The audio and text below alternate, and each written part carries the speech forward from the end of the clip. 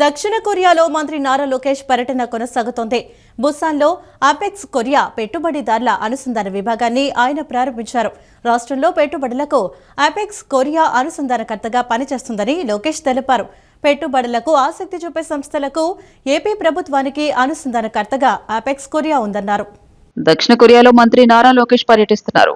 బుసాన్లో apex Korea పెట్టుబడిదారుల అనుసంధాన విభాగాన్ని ఆయన ప్రారంభించారు. రాష్ట్రంలో పెట్టుబడులకు అపెక్స్ కొరియా అనుసంధానకర్తగా పనిచేస్తుంది. పెట్టుబడులకు ఆసక్తి చూపే సంస్థలకు ఏపీ ప్రభుత్వానికి అనుసంధానకర్తగా అపెక్స్ కొరియా ఉంది. ఇప్పటికే యూనిట్లను ఏర్పాటు చేసిన సంస్థలకు అపెక్స్ కొరియా సేవలు అందిస్తోందని లోకేష్ పేర్కొన్నారు. ఆ తర్వాత బిఎన్కే ఫైనాన్షియల్ గ్రూప్ ఉన్నత స్థాయి బృందంతో మంత్రి లోకేష్ భేటీ అయ్యారు. అమరావతిలో బిఎన్కే ఫైనాన్షియల్ శాఖను ఏర్పాటు చేయడం, ఏపీలోని RTIH లో మెంటర్ గా చేరాలని ఆహ్వానిస్తున్నాను. ఇన్ఫ్రాస్ట్రక్చర్ ఫైనాన్సింగ్ అందించే అవకాశాలను పరిశీలించాలని లోకేష్ పేర్కొన్నారు. జగన్ మావిగన్ రాజకీయ ఎత్తుగడను నమ్మే పరిస్థితిలో ప్రజలు లేరని మంత్రి నారాయణ అన్నారు. మావిగన్ అంటే ఏ బస్సు ఎక్కాలంటూ ప్రజలు నవ్వుకుంటున్నారన్నారు. ప్రజలకు పరిపాలన సులభతరానికి అన్ని వ్యవస్థలు ఒకే చోటకు తెచ్చామన్నారు. వ్యవస్థలన్నీ ఒక చోటికి తెస్తే అవగాహన లేకుండా జగన్ మావిగన్ అంటున్నారని అన్నారు. ఎన్ని కుట్రలు పన్నినా అనుకున్న సమయానికే తొలి దశ పనులు పూర్తి చేస్తామని నారాయణ పేర్కొన్నారు. అమరావతి నిర్మాణ పనుల పురోగతిపై కాంట్రాక్ట్ సంస్థల ప్రతినిధులతో మంత్రి నారాయణ ఈ రోజు సమీక్ష నిర్వహించారు. నిర్మాణంలో ఉన్న ప్రభుత్వ భవనాలు, రోడ్లు, LPS లేఅవుట్ పనుల పురోగతిపై చర్చించారు. ప్రాజెక్టుల వారీగా పనులు ఎంత మేరకు పూర్తయ్యాయనే దానిపై కాంట్రాక్ట్ సంస్థలను వివరాలు అడిగి తెలుసుకున్నారు. అనంతరం మంత్రి మాట్లాడుతూ ప్రజలకు పరిపాలన సులభతరం చేసేందుకు అన్ని వ్యవస్థలను ఓ చోటుకు తీసుకొస్తే అవగాహన లేకుండా జగన్ మావిగన్ అంటూ మాట్లాడుతున్నారని మండిపడ్డారు. ఎవరెన్ని కుట్రలు పనినా అనుకున్న సమయానికి అమరావతి తొలిదశ పనులు పూర్తవుతాయని స్పష్టం చేశారు. అమరావతి నిర్మాణాలపై గొడ్డలి పార్టీ పోలికలు పొంతన లేనివని మంత్రి మండిపడ్డారు. ఐకానిక్ భవనాలతో సాధారణ భవన నిర్మాణాల ఖర్చును పోల్చుతూ ప్రజల్ని తప్పుదోవ పట్టించే ప్రయత్నం చేస్తున్నారని విమర్శించారు. మావిగన్ వర్సెస్ అమరావతితో ఎన్నికలకు వెళ్తానంటున్న జగన్ మాటలకు వైసీపీ నేతలే చీకొడుతున్నారన్నారు. దోమలు లేని నగరంగా అమరావతిని అభివృద్ధి చేసేందుకు భూగర్భ వ్యవస్థకు అధిక ప్రాధాన్యం ఇస్తున్నామని వివరించారు. అమరావతిలో ఎమ్మెల్యే క్వార్టర్స్ పూర్తయినట్లు తెలియజేశారు. ఈ నెలాఖరుకు ఎమ్మెల్సీ AIS టవర్లు పూర్తవుతాయన్నారు. పూర్తయిన భవనాలను GADకి అప్పగిస్తున్నామని, వారి నిబంధనలకు తగ్గట్లుగా కేటాయింపులు జరుగుతాయని వెల్లడించారు. షెడ్యూల్ ప్రకారం నిర్మాణాలు జరుగుతున్నాయని మంత్రి నారాయణ పేర్కొన్నారు. ఈ సమావేశానికి Amaravati development corporation chairperson Lakshmi Parthasarathi, engineer in chief Gopalakrishna Reddy, ఇంజనీర్లు హాజరయ్యారు.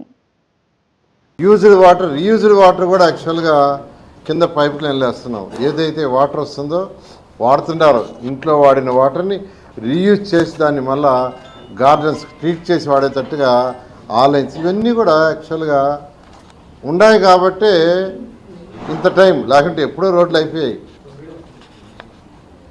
ఈ విధంగా ఎంతో వేగవంతంగా జరుగుతుంది. ఇవాళ నేను యాక్చువల్గా బిల్డింగ్స్కి సంబంధించి రివ్యూ చేశాను. ఇప్పుడు యాక్చువల్గా ఆ బిల్డింగ్ల దగ్గర ఉన్నాం. దాదాపు బిల్డింగ్స్ అన్నీ అయిపోయి లోపల చిన్న చిన్న ఫినిషింగ్స్ జరుగుతున్నాయి. మెజారిటీ పోర్షన్ ఆల్మోస్ట్ అయిపోయింది. ఫైనల్ టచెస్ విల్లాస్ దగ్గర ఉన్నాం మనం.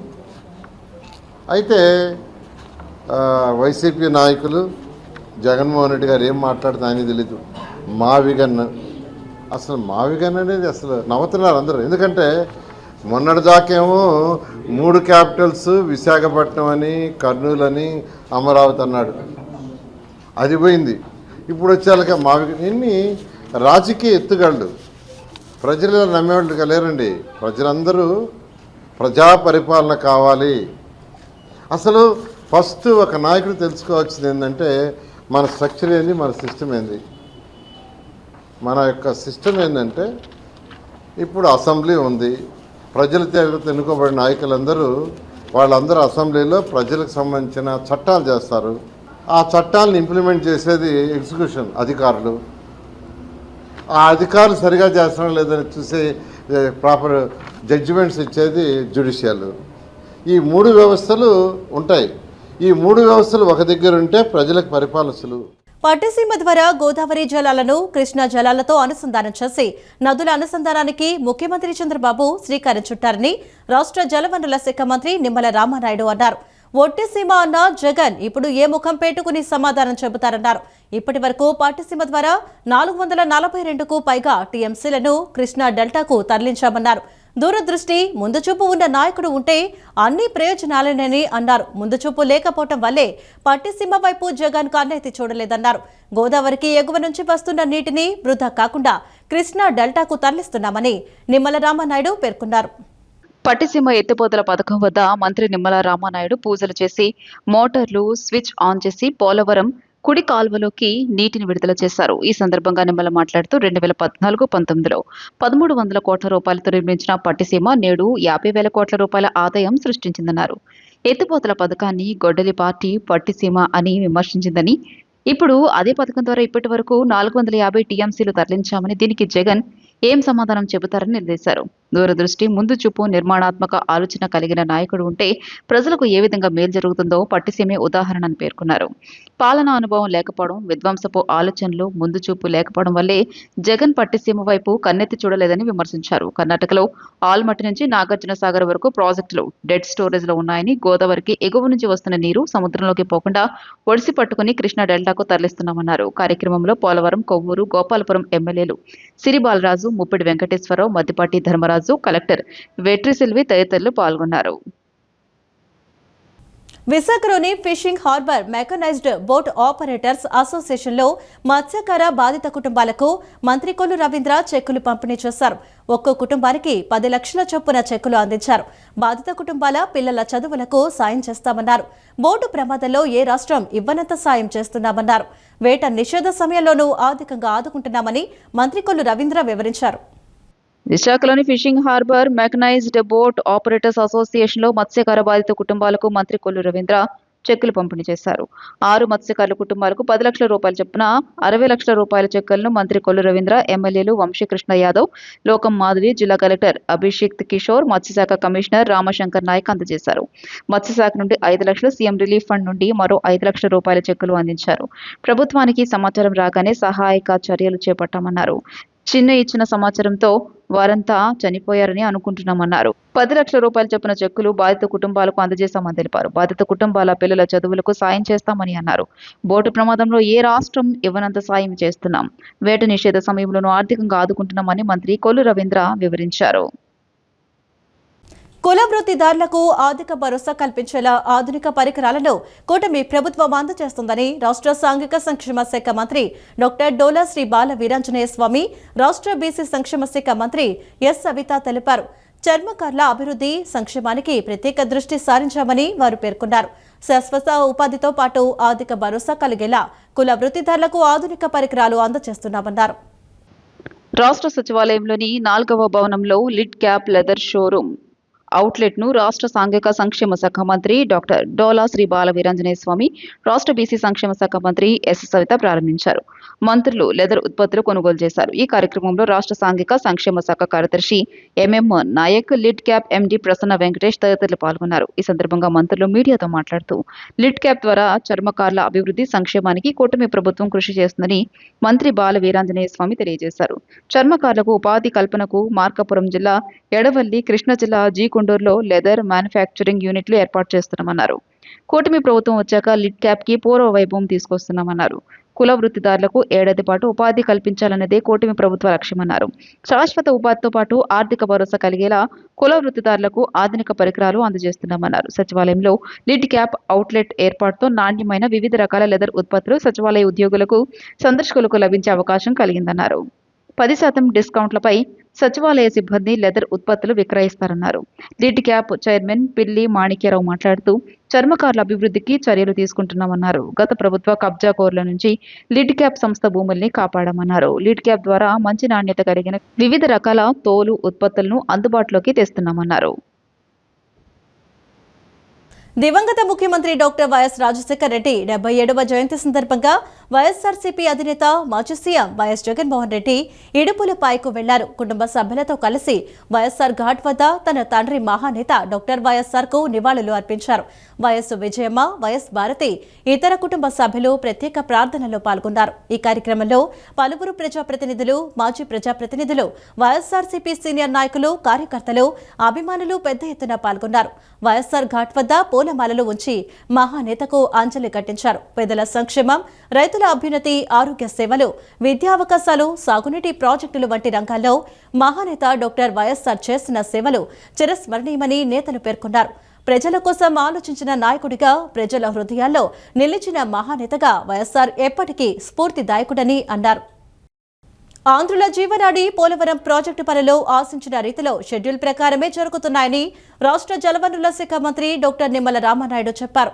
ఎగువ కాపర్ డ్యాం పటిష్టానికి, సీపేజీ అరికట్టడానికి ఉద్దేశించిన బట్రస్ డ్యాం 100% పూర్తి చేశామని రామానాయుడు చెప్పారు. దీనివల్ల వర్షాకాలంలో కూడా పనులు ఆగవన్నారు. అలాగే పోలవరం ప్రాజెక్టులో అత్యంత కీలకమైన main dam earth cum rockfill dam కు సంబంధించి గ్యాప్ 1 పనులను గత ఏడాది మేలో ప్రారంభించి సంవత్సరంలో 48% పూర్తి చేశామన్నారు. అలాగే గ్యాప్ 2లో పనులు గత ఏడాది నవంబర్లో ప్రారంభించి ఇంకా సంవత్సరం పూర్తి కాకుండానే 29% పూర్తి చేశామన్నారు.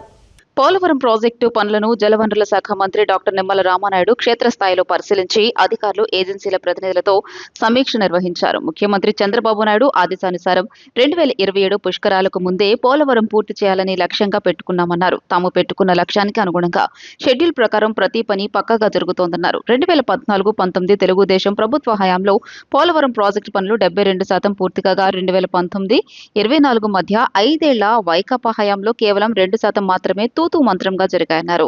టీడీపీ ప్రభుత్వ హయాంలో చేసిన పనులకు కేంద్రం నుండి వచ్చిన రియంబర్స్మెంట్ నిధులను కూడా దారి మళ్లింప చేసిన నీచ చరిత్ర జగన్ది అన్నారు. మళ్లీ కూటమి ప్రభుత్వం వచ్చిన ఈ 2 ఏళ్ల కాలంలో 15% పోలవరం పనులు పూర్తి చేశామన్నారు. జగన్ హయాంలో విధ్వంసం కారణంగా పాడైన డయాఫ్రమ్ వాల్ స్థానంలో కొత్త డయాఫ్రమ్ వాల్ ను 990 కోట్ల రూపాయల వ్యయంతో 440 రోజుల్లో పూర్తి చేయడం తమ ప్రభుత్వ సమర్థతకు, చిత్తశుద్ధికి నిదర్శనమన్నారు. రేపు వర్షాకాలంలో పనులకు ఆటంకం లేకుండా 8.5 లక్షల క్యూబిక్ మీటర్ల మట్టిని నిల్వ చేసినట్లు మంత్రి చెప్పారు. అలాగే రాక్కు సంబంధించి 42.2 లక్షలకు క్యూబిక్ మీటర్లు అవసరం కాగా 13 లక్షల క్యూబిక్ మీటర్లు సిద్ధం చేశామన్నారు. ఇలా ప్రాజెక్టు పనులు ఒక క్రమ పద్ధతిలో ప్రణాళిక ప్రకారం పగడ్బందీగా, పారదర్శకంగా జరుగుతున్నాయని రామానాయుడు వివరించారు. అలాగే ప్రాజెక్టు కనెక్టివిటీకి సంబంధించి కుడి, ఎడమ కాలువల్లో 4 టన్నెల్స్ నిర్మించాల్సి ఉండగా ఇప్పటికీ 3 పూర్తయ్యాయన్నారు. మిగిలిన పనులు మరో 10 రోజుల్లో పూర్తవుతాయన్నారు. పోలవరం ప్రాజెక్టులకి పొలాలను, స్థలాలు ఇచ్చి నిర్వాసితులను ముఖ్యమంత్రి చంద్రబాబు నాయుడు త్యాగధనులుగా కొనియాడతారన్నారు. అందువల్లనే వారికి ఇప్పటి వరకు తన చేతుల మీదుగా 2250 కోట్ల రూపాయలు అందజేశారన్నారు. త్వరలో మరో 200 కోట్లు ఇవ్వబోతున్నామని చెప్పారు. పోలవరం ప్రాజెక్టు నిర్దేశిత గడువు లోపల పూర్తి చేయడమే కాకుండా ఈ ప్రాంతాన్ని అతిపెద్ద పర్యాటక కేంద్రంగా, టూరిజం హబ్ గా మార్చాలని ముఖ్యమంత్రి చంద్రబాబు సంకల్పించారని రామానాయుడు చెప్పారు. అందులో భాగంగానే 500 కోట్ల రూపాయలు వ్యయం కాగల ప్రతిపాదనలు సిద్ధం చేశామన్నారు. 1924లో వచ్చినటువంటి గొడ్డలి ప్రభుత్వం మీ అందరికీ తెలుసు. పోలవరాన్ని విధ్వంసం చేసి, డయాఫ్రమ్ వాల్ని ధ్వంసం చేసి 5 సంవత్సరాల్లో 2% పనులు కూడా పురోభివృద్ధి లేనటువంటి స్థితిలో మళ్ళీ కూటమి ప్రభుత్వం అధికారంలోకి వచ్చిన తర్వాత ఈ 2 ఏళ్లలోనే 15% పనుల్ని ఈవేళ పోలవరం పూర్తి చేశాము అని అంటే చంద్రబాబు నాయుడు గారు 2027 కల్లా పోలవరం పూర్తి చేయాలనేటువంటి లక్ష్యాన్ని అందుకోవాలనేటువంటి ఆలోచనతో ఈరోజు అధికారులు, ఏజెన్సీ, ఇరిగేషన్ అందరూ కూడా పనిచేస్తున్నటువంటి పరిస్థితి. అందులో భాగంగానే డయాఫ్రమ్ వాల్ ధ్వంసం అయితే గత ప్రభుత్వంలో, ప్రశ్నార్థకం అయింది గత ప్రభుత్వంలో పోలవరం. అటువంటి డయాఫ్రమ్ వాల్ను కూడా ఈరోజు 990 కోట్ల రూపాయలు పెట్టి 440 రోజుల్లో పూర్తి చేసాం కొత్త డయాఫ్రమ్ వాల్ని. అదేవిధంగా ఏదైతే పెద్ద ఎత్తున వాటర్ సీపేజీ ఉంటే ఈ ప్రాంతంలో పని చేసుకోవడానికి వీలు లేనిటువంటి పరిస్థితి వర్షాకాలంలో ఉంటే దాన్ని అధిగమించడానికి, అదేవిధంగా ఎగువ కాపర్ డ్యామ్ స్ట్రెంగ్త్ చేసుకోవడానికి బట్రస్ డ్యామ్ను కూడా 100% కంప్లీట్ చేసాం. దానివల్ల ఎగువ కాపర్ డ్యామ్ స్ట్రెంగ్త్ అవడమే కాదు, సీపేజీ కూడా 60% సీపేజ్ తగ్గినటువంటి పరిస్థితి. ప్రజలకు ఇచ్చిన మాటను నిలబెట్టుకోవటం తన బాధ్యత అని, ఎన్ని అడ్డంకులు ఎదురైనా సమస్యలను పరిష్కరించిన ప్రజలకు న్యాయం చేయటమే తన లక్ష్యమని బోండా ఉమామహేశ్వరరావు స్పష్టం చేశారు. 40 సంవత్సరాలుగా ప్రభుత్వ భూముల్లో నివాసం ఉంటున్న నిరుపేద కుటుంబాలకు వారు నివసిస్తున్న స్థలాలపై సంపూర్ణ హక్కులు కల్పించాలనే ఆకాంక్ష ఎన్నో ఏళ్లుగా ఉందన్నారు. 2024 ఎన్నికల సమయంలో అధికారంలోకి వచ్చిన వెంటనే వారికి శాశ్వత హక్కులు కల్పిస్తామని నేను హామీ ఇచ్చాను. ఆ హామీని నేడు అమలు చేయడం ఎంతో సంతోషంగా ఉందని తెలిపారు.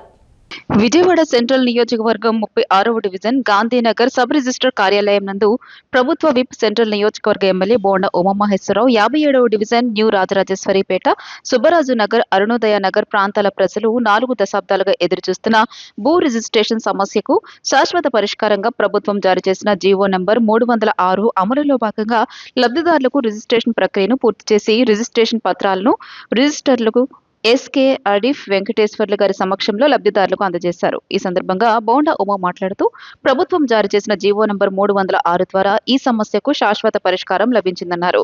సుబ్బరాజు నగర్ అరుణోదయ నగర్ ప్రాంతాల్లో దాదాపు 40 సంవత్సరాలుగా నివసిస్తున్న ప్రజలు రైల్వే కార్పొరేషన్ శాఖల నుంచి అనేక ఇబ్బందులు ఎదుర్కొన్నారని గుర్తు చేశారు.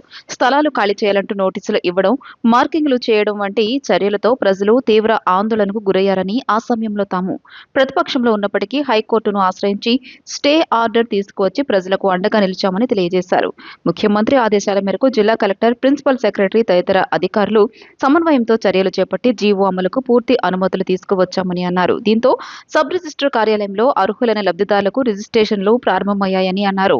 మొదటి విడతలో సుమారు 300 మంది లబ్ధిదారులకు రిజిస్ట్రేషన్ సౌకర్యం కల్పిస్తున్నామని, అనంతరం మిగిలిన వారికి కూడా దశల వారీగా రిజిస్ట్రేషన్లు పూర్తి చేస్తామని తెలిపారు. ఈ కార్యక్రమంలో సబ్ రిజిస్టర్లతో పాటు రాష్ట్ర నాగవంశ కార్పొరేషన్ చైర్మన్ ఎర్రబోతు రమణారావు, మద్దినేని సుబ్రహ్మణ్యం, ఇమ్మడి శ్రీరామ్ ప్రసాద్, శ్రీనివాస్ గుప్తా తదితరులు పాల్గొన్నారు. ఇది లేటెస్ట్గా 306 జీవో ఇచ్చారు. 306 జీవో ద్వారా ఏదైతే సుబ్బరాజు నగరు, అరుణోదయ నగరు 40 సంవత్సరాల నుంచి అక్కడ నివాసం ఉంటూ ఉన్నారో వాళ్ళు 10 సార్లు వాళ్ళు వేధింపులకు గురయ్యారు. రైల్వే వాళ్ళు వచ్చి ఇది మా స్థలం అని, కార్పొరేషన్ వాళ్ళు వచ్చి మా స్థలం అని, ఖాళీ చేయమని మార్కింగ్లు పెట్టి నానా రకాలుగా వాళ్ళని వేధింపులకు గురి చేశారు. అప్పుడు కూడా నేను కోర్టులో అపోజిషన్లో ఉన్నప్పుడు కూడా హైకోర్టుకి వెళ్ళి స్టే తీసుకురావడం కూడా జరిగింది. ఇవాళ భవిష్యత్తులో రానున్న 100 సంవత్సరాలకి ఏ సమస్య లేకుండా శాశ్వత రిజిస్ట్రేషన్ సౌకర్యం జీవో నెంబర్ 306 ద్వారా మొన్నే సీఎం గారి దగ్గర సమావేశం ఏర్పాటైన తర్వాత సీఎం గారి నుంచి కలెక్టర్ గారికి స్పష్టమైన ఆదేశాలు ఇప్పించి మళ్ళీ కలెక్టర్ గారు ప్రిన్సిపల్ సెక్రటరీ వాళ్ళందరి దగ్గరికి మళ్ళీ వెళ్ళి మీటింగులు పెట్టుకొని దానికి పూర్తి అనుమతులు 306 జీవో ద్వారా వచ్చినాయి. మరి కనీసం వాళ్ళ శుభకార్యం జరిగినా సరే, పెళ్లి జరిగినా, అలానే వాళ్ళ పిల్లలకి ఏమైనా ఎడ్యుకేషన్గా నేను లోన్ కావాలంటే బయట వడ్డీలకి అధిక వడ్డీలు తీసుకొచ్చి మరి చాలా ఇబ్బంది పడుతున్నటువంటి పరిస్థితి. ఈ రోజున రిజిస్ట్రేషన్ ద్వారా మరి జాతీయ బ్యాంకులు అయినటువంటి బ్యాంక్ రుణాల ద్వారా వారి శుభకార్యాలకు కానీ, చదువులకు కానీ ఇంకోటి కూడా ఉపయోగపడుతుంది. పూర్తి స్థాయిలో ఎన్నేళ్ళకి వాళ్ళకి హక్కుదారుడు అయ్యారని చెప్పి వాళ్ళ కళ్ళల్లో ఆనందం వ్యక్తం చేస్తూ గౌరవ శాసనసభ్యులకు కూడా వారు శుభాకాంక్షలు చెప్పారు. కూటమి ప్రభుత్వం మంచి ప్రభుత్వం, మన ప్రభుత్వం అని భావించే తరుణంలో ఈ రోజున ఈ జీవో ద్వారా ఈ ప్రాంతానికి, విజయవాడ నగరం కాదు రాష్ట్రం మొత్తం కూడా ఈ జీవో అమలు చేయమని చెప్పేసి గౌరవ ముఖ్యమంత్రి గారు నారా చంద్రబాబు నాయుడు గారు, లోకేష్ బాబు గారు, కూటమిలో ఉన్నటువంటి పెద్దలు పవన్ కళ్యాణ్ గారు, బీజేపీ పెద్దలు కూడా చెప్తా ఉన్నారు. విజయవాడ వించపేటలో మరోసారి ఎన్ఐఏ అధికారులు సోదాలు చేపట్టారు. ఉగ్ర లింక్స్ కేసులో ఎన్ఐఏ అధికారులు ఇవాళ తెల్లవారుజామున 5 గంటల నుంచి సోదాలు చేస్తున్నారు. గతంలోనూ ఇదే ప్రాంతంలో ఎన్ఐఏ విస్తృత తనిఖీలు చేసింది. ఈ ఏడాది మార్చి, మే నెలలో సోదాలు జరిపి విజయవాడకు చెందిన మహమ్మద్ డానిష్, సుహెల్త్ మహమ్మద్ రహంతుల్లాను అరెస్టు చేసింది. ఉగ్ర లింక్స్ కేసు ఇటీవల ఎన్ఐఏకు బదిలీ అయింది. ఈ క్రమంలోనే ముగ్గురికి మరెవరితోనైనా సంబంధాలు ఉన్నాయా అనే కోణంలో నిందితుల ఇళ్లలో సోదాలు నిర్వహిస్తోంది. విజయవాడ 2 టౌన్ పోలీస్ స్టేషన్ పరిధిలోని వించిపేటలో మరోసారి ఎన్ఐఏ సోదాలు జరుగుతున్నాయి. ఇవాళ ఉదయం నుంచి వించిపేట గాంధీబొమ్మ సెంటర్లోని ఓ ఇంట్లో జాతీయ దర్యాప్తు బృందం తనిఖీలు కొనసాగుతున్నాయి. వించిపేట ప్రాంతంలో ఉగ్రవాద అనుమానితుల ఇళ్లలో సోదాలు నిర్వహించడం వరుసగా ఇది 3సారి. ఈ ఏడాది మార్చి, మే నెలలో సోదాలు జరిపిన 4గురిని అరెస్ట్ చేసిన విషయం తెలిసిందే. ఆన్లైన్లో ఉగ్రవాద నెట్వర్క్ ను విస్తరింపచేస్తున్నారనే సమాచారంతో ఎన్ఐఏ సోదాలు నిర్వహిస్తోంది. తాజా సోదాలతో మరోసారి ఈ ప్రాంతంలో ఉగ్ర కలకలం రేపింది. పేద కుటుంబాలకు ముఖ్యమంత్రి సహాయ నిధి కొండంత అండగా నిలుస్తోందని ఏపీ ప్రభుత్వ విప్ గన్నవరం ఎమ్మెల్యే యార్లగడ్డ వెంకట్రావు అన్నారు. ఎన్డీఏ ప్రభుత్వం అధికారంలోనికి వచ్చిన తర్వాత ముఖ్యమంత్రి సహాయ నిధి ద్వారా పేదలకు మెరుగైన వైద్య సహాయం అందుతోందన్నారు. అత్యవసర వైద్య చికిత్సలకు ముందుగానే ఎల్ఓసీలు జారీ చేయడంతో పాటు చికిత్సానంతరం ఖర్చు చేసిన మొత్తంలో అర్హత మేరకు ప్రభుత్వం తిరిగి చెల్లిస్తోందని చెప్పారు. పేదలకు ఇది ఎంతో ఉపశమనాన్ని కలిగిస్తోందన్నారు. గన్నవరం నియోజకవర్గంలోని వివిధ మండలాలకు చెందిన 112 మంది లబ్ధిదారులకు 70,63,663 విలువైన వైద్య సహాయ చెక్కులను నిన్న గన్నవరంలోని తన కార్యాలయంలో ఏపీ ప్రభుత్వ విప్ గన్నవరం ఎమ్మెల్యే యార్లగడ్డ వెంకట్రావు పంపిణీ చేశారు. మండలాల వారీగా బాపులపాడు మండలానికి చెందిన 47 మందికి 33,30,271 రూపాయలు, గన్నవరం మండలానికి చెందిన 40 మందికి 26,20,132, ఉంగుటూరు మండలానికి చెందిన 19 మందికి 10,93,214, విజయవాడ రూరల్ మండలానికి చెందిన 6గురికి 3,05,61 రూపాయల చొప్పున చెక్కులు అందజేశారు. ఈ సందర్భంగా ఎమ్మెల్యే యార్లగడ్డ వెంకట్రావు మాట్లాడుతూ గత 20 రోజుల వ్యవధిలోనే గన్నవరం నియోజకవర్గంలో 154 మంది లబ్ధిదారులకు 94.70 లక్షల సీఎంఆర్ఎఫ్ చెక్కులు పంపిణీ చేసినట్లు తెలియజేశారు. అధిక మొత్తంలో వైద్య ఖర్చులు చేసిన వారికి ప్రస్తుతం అందుతున్న సహాయాన్ని మరింత పెంచాలని ముఖ్యమంత్రి దృష్టికి తీసుకెళ్తానని చెప్పారు. ఈ నెల 17న కేసరపల్లిలో హెచ్సిఎల్ ఫౌండేషన్ ఆధ్వర్యంలో ఉచిత ఆర్టిఫిషియల్ ఇంటెలిజెన్స్ ట్రైనింగ్ సెంటర్ను ప్రారంభిస్తున్నట్లు ఎమ్మెల్యే వెల్లడించారు.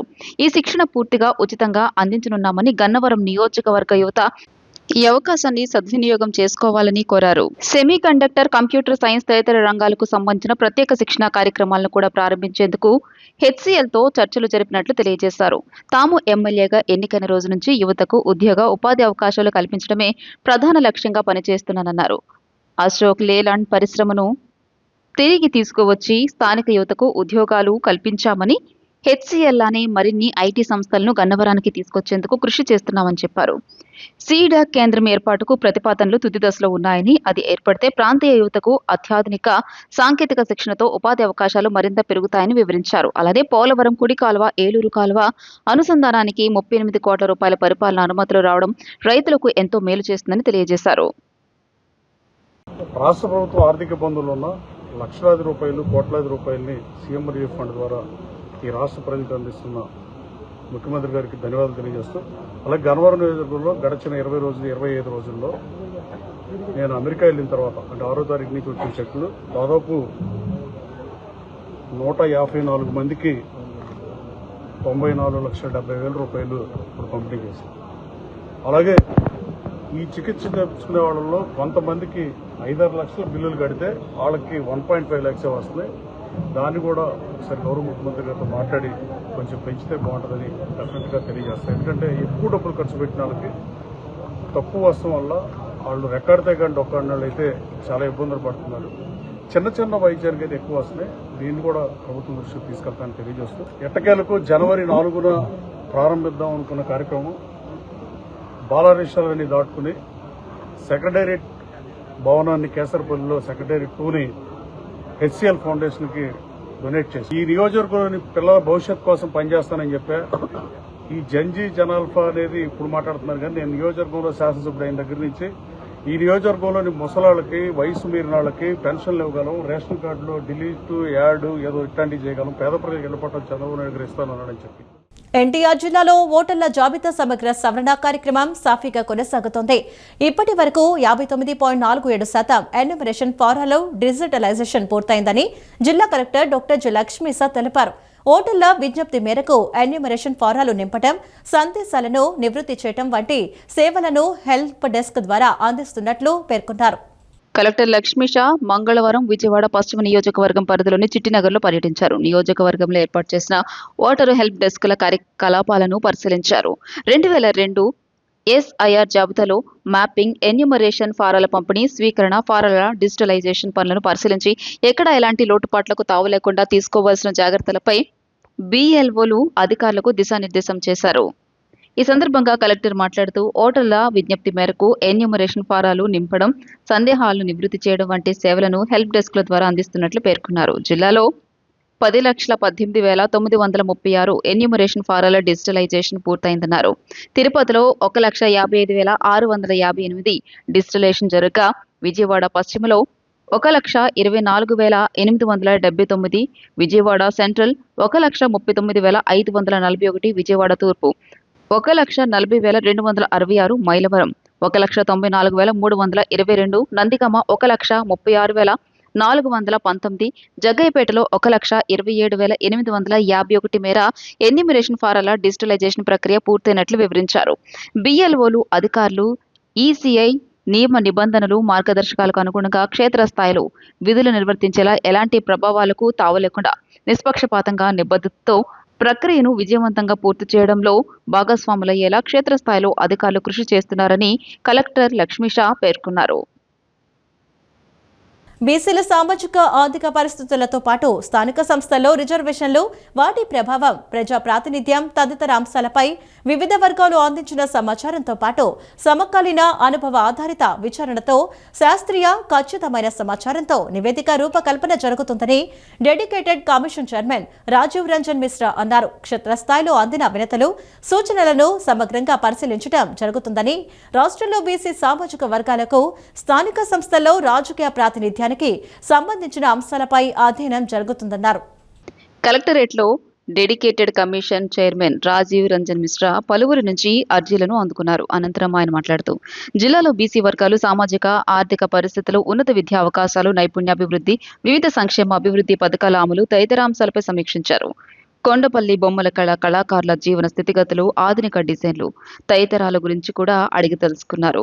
ఎక్స్పీరియన్స్ సెంటర్ ఏర్పాటుతో ఇటీవల జిల్లా అధికార యంత్రాంగం తీసుకుంటున్న చొరవను అధికారులు ఆయనకు వివరించారు. జిల్లాలో జరిగిన ఏకీకృత కుటుంబ సర్వే గురించి కూడా స్వర్ణగ్రామం వార్డు అధికారుల నుంచి ఆయన వివరాలను అడిగి తెలుసుకున్నారు. లిఖిత పూర్వక అభిప్రాయాలను రాజీవ్ రంజన్ మిశ్రా స్వీకరించారు.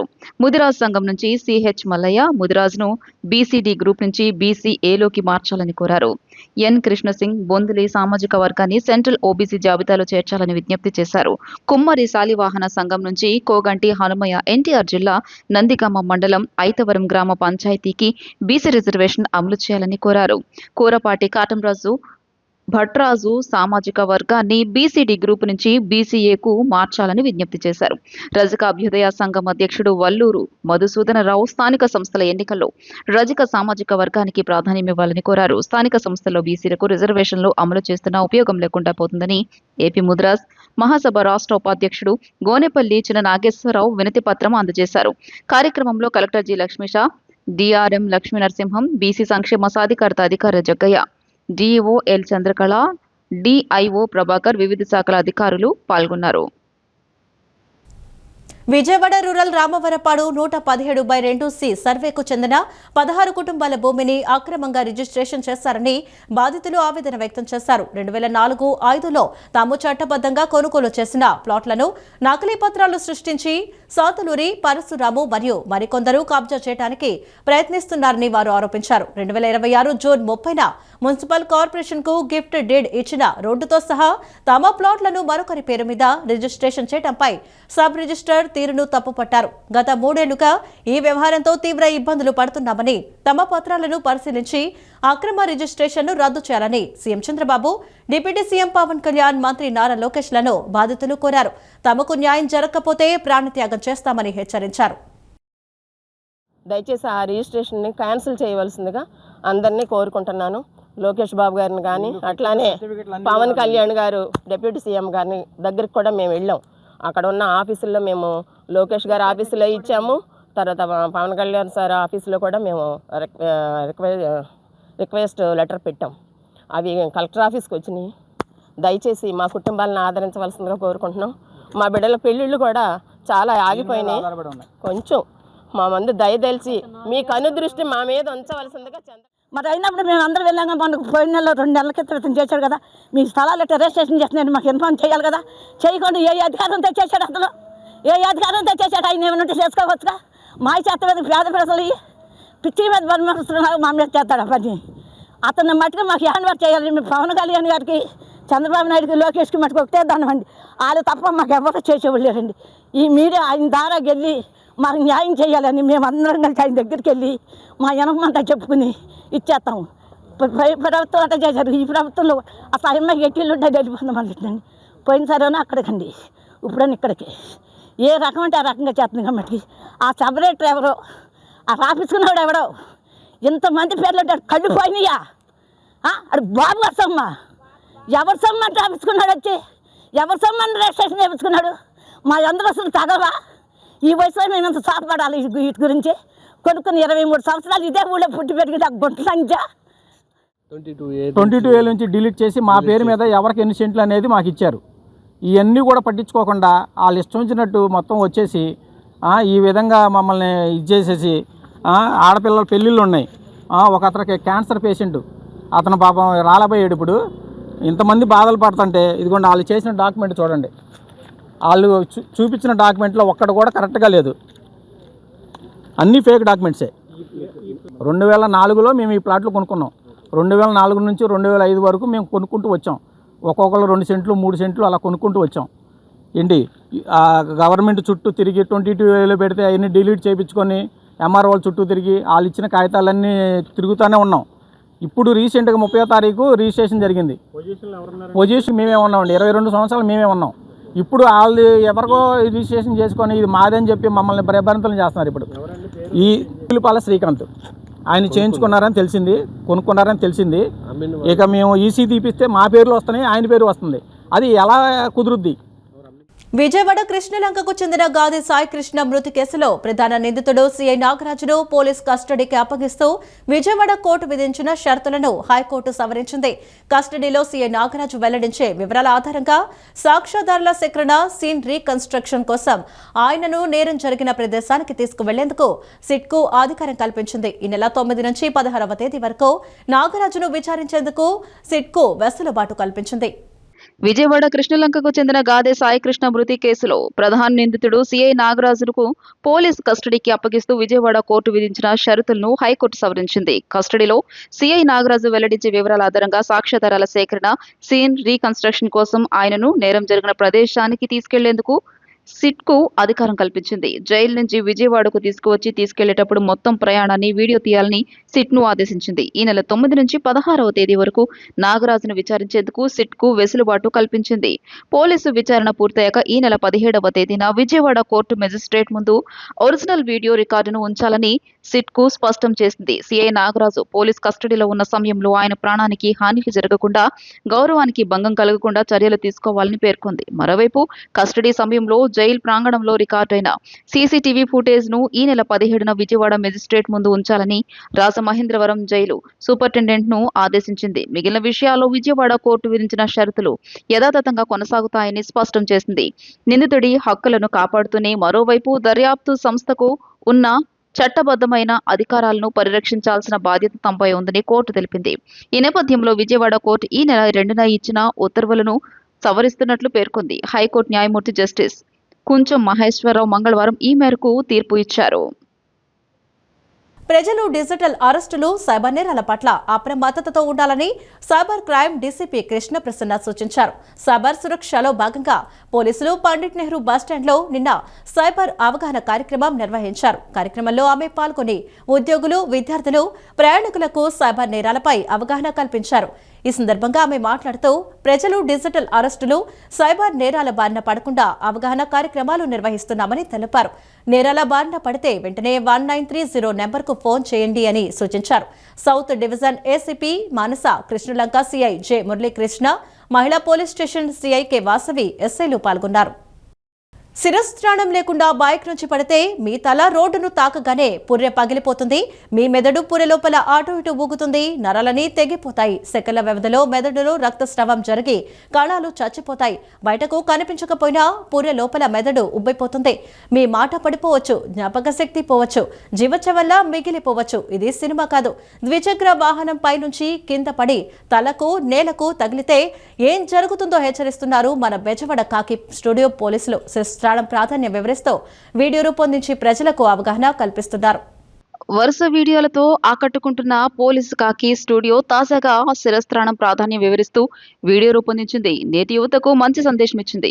ద్విచక్ర వాహనంపై నుంచి కింద పడి తలకు నేలకు తగిలితే ఏం జరుగుతుందో హెచ్చరిస్తున్నారు మన బెజవాడ కాకి స్టూడియో పోలీసులు. ద్విచక్ర వాహన చోదకుడికి స్టైల్ కాదు, ప్రాణం ముఖ్యమని సూచిస్తున్నారు మన కాకి బాబు. 2 లక్షల బైక్ ముఖ్యం కాదు, 1500 రూపాయల విలువైన శిరస్త్రాణం ముఖ్యమని చెబుతున్నారు. ద్విచక్ర వాహనానికి చిన్న గీత పడితే బాధపడే మీరు తలకు దెబ్బ తగిలితే కుటుంబ సభ్యులు బాధపడతారనే విషయం గుర్తుంచుకోమని సూచిస్తున్నారు. బైక్ పై హీరోలా వెళ్లటం కాదు, క్షేమంగా ఇంటికి తిరిగి రావటమే హీరోయిజం అని శిరస్త్రాణం ప్రాధాన్యత వివరించారు. 2 లక్షల రూపాయలకు ఖరీదైన బైక్ కొని 1500 రూపాయల విలువైన శిరస్త్రాణం కొనేందుకు నేటి యువతకు ఆసక్తి లేదంటున్నారు పోలీసులు.